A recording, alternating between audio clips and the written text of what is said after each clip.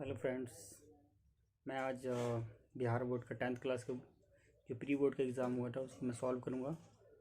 और मैं सही तरीके का प्रोसीजर जो होता है उसको सॉल्व करने की कोशिश करूँगा। आपकी किसी भी प्रकार की क्वेरी हो तो आप इस कमेंट्स में जाकर पूछ सकते हैं। मैं आपकी बिल्कुल पूरी तरीके से हेल्प करूँगा। और जो जितने भी कमज़ोर वीक स्टूडेंट हैं या बहुत ही अच्छे बच्चे हैं तो बहुत अच्छा मार्क्स ला सकता है इस एग्ज़ाम के अंदर।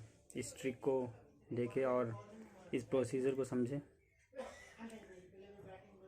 और देखिए इसमें थोड़ा सा मेंशन मैं कर दूं कि जो सीबीएसई का जो पैटर्न है और जो बिहार बोर्ड का जो पैटर्न है थोड़ा सा डिफरेंट है एक दूसरे से। तो लेकिन इसके जो सिलेबस है बिल्कुल सेम है, बस जो पैटर्न है एग्ज़ाम्स का जो पैटर्न है वो थोड़ा डिफरेंट है। तो आप भी बिल्कुल पूरी तरीके से देख सकते हैं, सीबीएसई वाले और बिहार बोर्ड वाले दोनों ही। तो मैं आज दिखाऊंगा अभी आपको। ये रहा प्री बोर्ड के एग्ज़ाम्स के, आप बिल्कुल पूरी तरीके से देख सकते हैं। 2021 का है।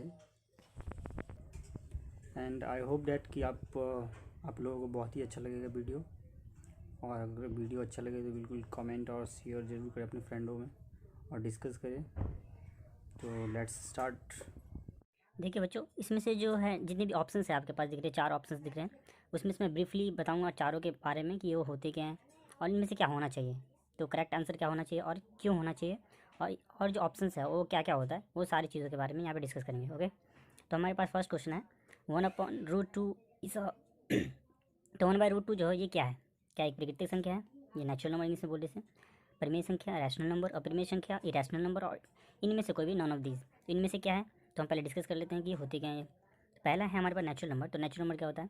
Natural number is that number it is starting with 1 but not and. ये एक से स्टार्ट होता है लेकिन ये कभी ख़त्म नहीं होते, तो ये क्या होता है? Natural number. तो यहाँ पे तो ऐसा कुछ नहीं दिख रहा है 1/√2 का कोई इसमें प्रोसीजर नहीं है, 1 2 3 4 ऐसा कुछ नहीं है। वहाँ पे 1/√2 है, इसलिए एक प्राकृतिक संख्या तो हो नहीं सकता कभी भी। ठीक है, पॉसिबल नहीं है। सेकंड की तरफ चलते मूव करते हैं। सेकंड हमारा परिमेय संख्या। तो परिमेय संख्या क्या होता है? परिमेय संख्या वो होता है जो P/Q के फॉर्म में होता है, लेकिन Q नॉट इक्वल्स टू 0, यानी कि Q 0 नहीं हो सकता। यहाँ पे तो ठीक है, यहाँ तक ठीक है कि Q 0 नहीं है, 1/√2 है, Q 0 नहीं है, वो √2 है। ठीक है, तो यहाँ तक तो पॉसिबल है। लेकिन यहाँ पे बोल रहा है कि where P and Q are integers होना चाहिए, यानी कि P और Q जो है ना एक पूर्णांक होना चाहिए, पूर्णांक होना चाहिए। तो √2 जो है क्या एक पूर्णांक है? 1 तो एक पूर्णांक है, लेकिन √2 क्या है? पूर्णांक है? नहीं है, बिल्कुल भी नहीं है। √2 एक पूर्णांक नहीं है। पूर्णांक क्या होते हैं आपको बताऊं तो पूर्णांक जो होता है वो दो टाइप के होते हैं, एक होता है ऋणात्मक और एक होता है धनात्मक। इसको क्या बोलते हैं? नेगेटिव, और इसको बोलते हैं पॉजिटिव। ठीक है, तो negative integers and positive integers, यानी ऋणात्मक और धनात्मक। यानी कि ऋणात्मक में क्या होता है? -1 -2 -3 -4 दिस है ना, इन्फाइनाइट तक चलता है। यहाँ क्या होता है? 1 2 3 4 5 6 एंड इन्फाइनाइट। तो ऐसा होता है, लेकिन यहाँ पे आपको क्या दिख रहा है? √2 एक पूर्णांक नहीं है, इसीलिए क्या एक परिमेय संख्या नहीं है। बिल्कुल। थर्ड की तरफ मूव करते हैं। अपरिमेय संख्या। अपरिमेय संख्या क्या होता है? Third is a irrational number, यानी कि अपरिमेय संख्या।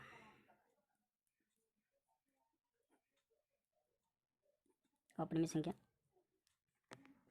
तो इरेशनल नंबर क्या होते हैं आपके पास कि ये जो नंबर्स होते हैं वो क्या होता है? अशांत नंबर होता है। क्या होता है? अशांत होता है, यानी कि नॉन टर्मिनेटिंग नंबर होता है। ठीक है, नॉन टर्मिनेटिंग नंबर्स होते हैं जो क्या होता है कभी एंड नहीं होते, डेसिमल के बाद कभी एंड नहीं होते। जैसे मान लो √2 है, तो √2 का जब आप बाहर निकालोगे ना तो ये कभी एंड नहीं होते, यानी इसका क्या होता है 1 पॉइंट समथिंग समथिंग। ठीक है, तो नॉन परफेक्ट नंबर जो होते हैं, non perfect number, perfect number कौन से होते हैं? √4 is a perfect number, perfect root होता है। यानी कि जो नॉन परफेक्ट रूट होता है, नॉन परफेक्ट रूट, ये क्या है? परफेक्ट रूट है, ये नॉन परफेक्ट रूट है। परफेक्ट रूट क्यों है? क्योंकि 4 है और 2 का स्क्वायर कितना होता है? 4, यानी कि √4 क्या होता है? 2 की वैल्यू होती है, तो इसीलिए क्या है ये परफेक्ट रूट है। तो इसीलिए क्या है? नॉन परफेक्ट रूट, इसीलिए क्या है ये अपरिमेय संख्या है। तो √2 क्या है? अपरिमेय संख्या। अपरिमेय संख्या क्या होता है? वो अशांत होता है, इसीलिए क्या है ये अपरिमेय संख्या है। ठीक है, तो यहाँ पर भी दिख रहा है आपको कि 1/√2 एक क्या है? अपरिमेय संख्या है, तो इसीलिए क्या होगा? इसका option C is the right answer, अपरिमेय संख्या। ठीक है, तो पहला क्वेश्चन खत्म होता है। दूसरा क्वेश्चन कह रहा है यहाँ पे कि जो अल्फ़ा तथा बीटा जो है द्विघात बहुपद है और जो बहुपद है यहाँ पे दे रखा है और वो क्या है, दोनों शून्यंक है। तो अल्फ़ा और बीटा की जो वैल्यू है वो बताना है आपको, ठीक है। तो alpha and beta are two zeros. तो आपको पता है कि जो क्वाड्रेटिक इक्वेशंस होता है, द्विघाती जो बहुपद है, उसकी जो स्टैंडर्ड फॉर्म है वो क्या होता है, उसका जो स्टैंडर्ड फॉर्म होता है A X square plus B X plus C equals to zero. Zeros है तो ठीक है। तो स्टैंडर्ड फॉर्म ये होता है, ये जीरोस है तो ये होता है, ठीक है। तो यहाँ पे अल्फ़ा सम क्या होता है, alpha plus beta equals to होता है minus B upon A, and alpha into beta होता है सी अपॉन ए। आपको पता है यहाँ पे ए बी सी तीसरी वैल्यूज़ हैं। तो अल्फ़ा प्लस बीटा में पूछा क्या, अल्फ़ा इंटू बीटा पूछा है। अल्फ़ा इंटू बीटा क्या हो, सी इज़ द वैल्यू दिस। तो यहाँ पे क्या है वैल्यूज़, सी की वैल्यू 3 है, थ्री की वैल्यू 3 है तो 3, ए की वैल्यू यहाँ पे 1 है तो 1। तो यहाँ पे वैल्यू आनी चाहिए 3/1 यानी कि 3। Right answer is 3। तो option 1 A is the right answer. Question number 3 की तरफ मूव करते हैं। क्या 4x² प्लस 5√2x-3। देखिए बच्चों, इस क्वेश्चन को सॉल्व करने के दो तरीके हैं हमारे पास। या तो हम वैल्यू को पुट करके निकाल सकते हैं, या तो इसको सॉल्व करके निकाल लेते हैं। तो हमारे पास सबसे आसान तरीका है कि इसकी वैल्यू को पुट करके देख लेते हैं, ठीक है। तो हमारे पास जो पहला ऑप्शन है -3√2 एंड √2, ओके। तो हमें देखो यहाँ पे आसान क्या लग सकता है, यहाँ पे √2 डालना बहुत ही आसान है। इसको चेक कर लेते हैं, एक सही होगा तो दूसरा चेक कर लेना पहले, है ना, ओके। √2, तो इसमें वैल्यू को पुट करते हैं 4, एक्स की वैल्यू √2 डालते हैं तो √2 का होल स्क्वायर प्लस 5√2 इंटू √2 -3, 4 √2 का स्क्वायर 2 प्लस 5 इंटू √2 इंटू √2 2 -3, 4 2 ज़ा 8, 5 2 ज़ा 10 -3। तो कितना हो रहा है 18 - 3 15, यानी नॉट इक्वल टू 0, इसलिए ऑप्शन गलत है, ठीक है। ऑप्शन बी के ऊपर देखते हैं। ऑप्शन बी क्या कहता है, -3√2 ठीक है। ये ऑप्शन के लिए हमारे पास आसान तरीका क्या हो सकता है, कोई भी डाल लेते हैं, दोनों तो एक ही जैसे हैं। चलो हम इसको चेक कर लेते हैं। 4 इंटू -3√2 का होल स्क्वायर प्लस 5√2 इंटू -3√2 -3। इसको सॉल्व करेंगे तो 4 -3, ये नेगेटिव है, इसका स्क्वायर है तो पॉजिटिव बन जाएगा। 3 का स्क्वायर 9, 9 और √2 का स्क्वायर 2, यानी कि 9 × 2 18 प्लस 5 3 ज़ा 15, माइनस का 15 हो जाएगा यहाँ पे, माइनस प्लस माइनस माइनस 15 और √2 इंटू √2 2 -3, 4 9 ज़ा 36, 36 2 ज़ा 72, 72 माइनस 30 -3। यहाँ भी पॉसिबल नहीं है, 0 है, नहीं आ रहा, नॉट इक्वल टू 0, इसलिए भी ऑप्शन गलत है। सी ऑप्शन की तरफ मूव करते हैं। सी ऑप्शन में देखो हमारे पास √2/4 जो है ना आसान लग रहा है, इसको वैल्यू को पुट करते हैं। 4 इंटू √2/4 का होल स्क्वायर प्लस 5√2 इंटू √2/4 -3, ठीक है। सॉल्व करते हैं। 4 इंटू √2 का स्क्वायर 4, सॉरी √2 का स्क्वायर 2 एंड 4 का स्क्वायर 16 प्लस 5√2, √2 इंटू √2 कितना होता है 2/4 -3। यहाँ सॉल्व करते हैं, यहाँ से काट सकते हैं, 4 1 4, 4 4 16, 2 1 2, 2 2 4, 1/2 प्लस यहाँ से 2 1 2, 2 2 4, 5/2 -3। इसको सॉल्व करते हैं तो क्या आता है एलसीएम 2 1 प्लस 5, यानी कि 6/2 -3, 2 1 2, 2 3 6, 3 - 3 = 0, यानी कि यहाँ पे 0 आ रहा है। इसका मतलब हमारे पास option number C is a correct. यहाँ गलत लगा रखे बच्चों ने, ठीक है। चलो क्वेश्चन नंबर 4 देखते हैं। क्वेश्चन नंबर 4 में क्या है, बोले यदि दो संख्याओं का गुणनफल जो है, दो संख्याओं का गुणनफल कितना है 15870। मान लेते हैं कोई संख्या है, दो संख्या कौन सा A and B are two numbers, दो नंबर मान लेते हैं ए एंड बी आर जो दो नंबर हैं। तो दोनों का जो गुणनफल है, गुणनफल इंटू मल्टीप्लाई प्रोडक्ट, दो नंबर का जो प्रोडक्ट है 15870 है, दो नंबर का गुणनफल इतना है। और उसमें से क्या दे रखा है, मौसौ दे रखा है, मौसौ मतलब एचसीएफ दे रखा है, एचसीएफ दे रखा है 23। तो एलसीएम फाइंड आउट करना है, लॉसो फाइंड आउट करना है, यानी कि लॉसो क्या होगा। देखो आपको इसमें अब ये पता होना चाहिए कि जो दो नंबर का जो प्रोडक्ट होता है, दो नंबर का प्रोडक्ट जो होता है वो 900 गुना लॉसो के बराबर होता है, यानी एचसीएफ एलसीएम का जो प्रोडक्ट होता है वो दो नंबर के प्रोडक्ट के बराबर होता है, ठीक है। तो यहाँ पे देखो दो नंबर का प्रोडक्ट दे रखा है 15870 और मौसौ दे रखा है 23। तो लॉसो निकालना है। देखिए लॉसो निकालने के लिए हमारे पास क्या होगा, यहाँ पे क्या है मल्टीप्लाई में तो डिवाइड चला जाएगा। तो लॉसो बराबर यानी कि एलसीएम बराबर होगा 15870/23। यहाँ से जब हम सॉल्व करते हैं तो किससे काट सकते हैं, 23 से काट दो, 23 जब हम इसको सॉल्व करते हैं तो देखो यहाँ पे क्या आता है, 23 से 23 सिक्सा 23 सिक्सा होता है 138, यहाँ 20 कैरी 20 बचा हुआ रिमाइंडर, एंड यहाँ 7 लेंगे 207, 23 9 जा कितना होता है 207, यहाँ 0 बचा हुआ है तो यहाँ पे 0, ठीक है। तो डिवाइड करने पर हमारे पास है 690, हमारा राइट आंसर होगा यहाँ पे फर्स्ट, ठीक है। 5 की तरफ मूव करते हैं। हमारे क्वेश्चन नंबर 5 में जो है ये कह रहा है ए जो है ए इक्वल्स टू 2 की पावर 2 एंड 3 की पावर 3 एंड 5 की पावर 4, एंड हमारे पास बी जो है 2 की पावर 3 एंड 3 की पावर 2 इंटू 5। अब यहाँ पे देखो हमारे पास ना SCF निकालना है, मैं आपको दोनों चीज़ दिखाऊंगा, SCF LCM दोनों चीज़ कैसे निकालते हैं, ठीक है। SCF निकालने के लिए देखो हमारे पास लिस्ट पावर जो है ना, सब में से कॉमन जो लिस्ट पावर है वो निकालना है, यानी 2 की पावर 2 यहाँ पे है और 2 की पावर 3 यहाँ है, तो सबसे मतलब कॉमन पावर कितना है 2, इसमें भी है 2 इसमें भी हो सकता है, 2 की पावर 2 यहाँ पे ले लेंगे, 3 की पावर 3 यहाँ पे है, 3 की पावर 2 यहाँ पे है, तो ज़्यादा से ज़्यादा क्या आ सकता है 3 की पावर 2 आ सकता है, क्योंकि इसके पास इतना है नहीं, एंड 5 की पावर 4 है एंड 5 की पावर 1 है, तो ज़्यादा से ज़्यादा 5 आ सकता है, 5 की पावर 1 मीन्स 1, ठीक है। इसको कैलकुलेट करो, 2 की पावर 4 कितना होता है 4, 3 की पावर 2 कितना होता है 9, 5 की पावर 1 कितना होता है 5, 4 9 या 36, 36 5 या 180, यानी इसके आंसर जो है हमारे पास 180 है, means B is the right answer. देखो एलसीएम निकालते हैं इसका, तो सबसे हम देखो इसमें जो मैक्सिमम पावर है उसको लेते हैं, यानी कि इसमें मैक्सिमम पावर कितना 2 की पावर 3 मैक्सिमम पावर है, 3 की पावर 3 इसमें मैक्सिमम पावर है, ना 5 की पावर 4 जो है मैक्सिमम पावर, इसको कैलकुलेट कर लोगे तो एलसीएम आ जाएगा, यानी 2 की पावर 3 कितना होता है 8, 3 की पावर 3 कितना होता है 27, एंड 5 की पावर 4 कितना 5 5 से 25 125 एंड 625 इसको कैलकुलेट कर लोगे जो आंसर है आपका एलसीएम निकल जाएगा।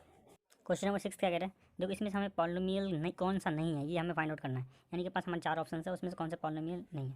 देखो मैं आपको बता दूं कि पॉलिनोमियल होते क्या हैं। पहले जो पॉलिनोमियल्स होते हैं ना, तो उसके जो पावर्स होते हैं वेरिएबल के जो पावर होते हैं ना पॉजिटिव पावर्स होते हैं, और इसमें अगर जो नेगेटिव पावर्स होगा वो पॉलिनोमियल्स नहीं होंगे। यानी कि यहाँ पे देखो फर्स्ट ऑप्शन में देखा 2/3 इंटू एक्स प्लस 1, यानी एक्स की पावर कितना है कुछ नहीं है तो 1 है, मीन्स पॉजिटिव पावर है इसका, यानी कि ये तो पॉलिनोमियल है। सेकंड में देखो आपके पास वेरिएबल एक्स का स्क्वायर है, इसकी पावर पॉजिटिव है 2 है, यानी पॉजिटिव में ये भी है, एंड √3 के पावर भी क्या है एक्स में है, यानी पॉजिटिव पावर है। यहाँ पे देखो सी ऑप्शन में देखो क्या क्या दे रखा है